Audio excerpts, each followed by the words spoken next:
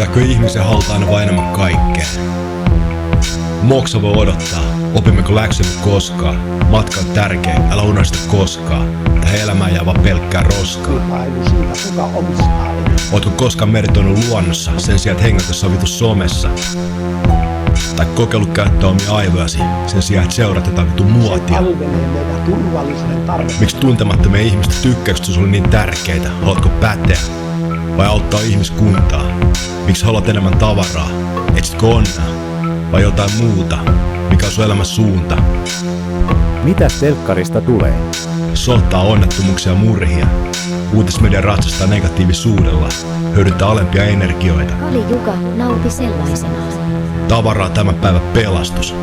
Kapitalismi myy turvallisuutta. Mikään muu ei ole ennallaan kuin ihmisten ajatus ja arvostustottumukset. For real. Meidän ihmisten pitäisi enemmän tykätä tässä maailmassa. Tykkää säkin mun videosta. Mä tykkään, kun mun videoista tykätään. Legit.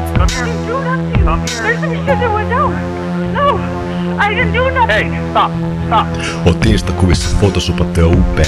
Vedät energiaomia vapee. Onko maailmankuvassa kapea? Käytät energiasta tekemällä ostoshaulia YouTubeen. Olet zombi. Olet zombi. Olet zombi. Olet zombi. Hei bro, kärsitkö eksistentiaalisesta kriisistä? Vomp, vomp. Ei hätää bro, hanki meidän skibidi siru päähäsi. Siru poistaa kaiken tolkun päästäsi.